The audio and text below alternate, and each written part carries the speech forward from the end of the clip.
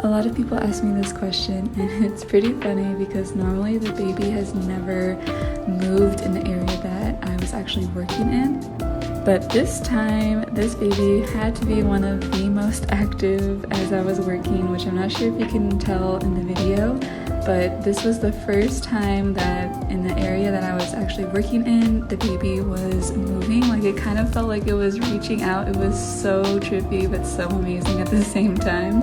I definitely caught myself though, so it didn't mess me up. So to answer your question, no, the baby never messes up the design, but the belly is always a challenging one, but I hope you liked it.